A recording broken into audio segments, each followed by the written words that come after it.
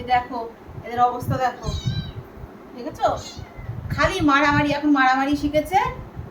আরে দেখো এনার অবস্থা দেখো, কেউ বলবে ও আমার ঘরের বিড়াল? দেখো যখন এনেছিলাম দেখো কত সুন্দর ছিল, দুদিন ভালো ছিল, কারণ তখন খাওয়া শেখেনি। আর এখন যেই ভাত মেখে দেবো থালার পরে শুয়ে পড়ে তারপরে খাবে। দেখো কি অবস্থা করেছে, মুখটা দেখো, দেখো দেখো।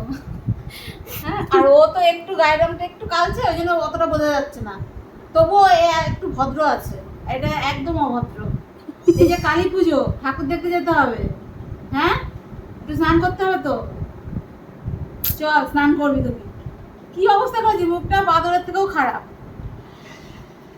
কোথায় যাচ্ছ তুমি? তুমি আসো। বাবা ওকে মোছাতে, আগে একদিন মোছাতে গেছিলাম, পারিনি।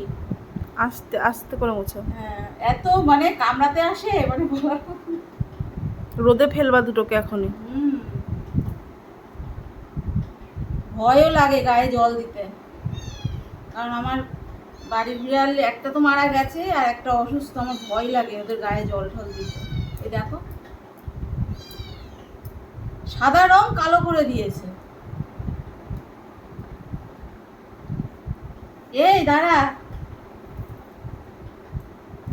এ উঠবে? না উঠলে আর কি করা যাবে, বেশি তো মোছানো যাবে না।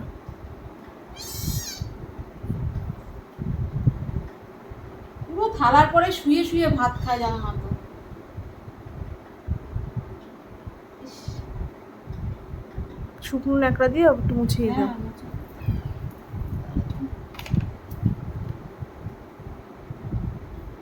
ধরতেই দেয় না।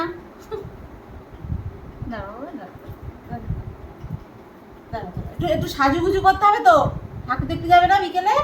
হ্যাঁ, বারাসাতের কালী পুজো, সবাই আসছে কত দূর দূর থেকে, আর তুমি যাবে না বাড়ির কাছে?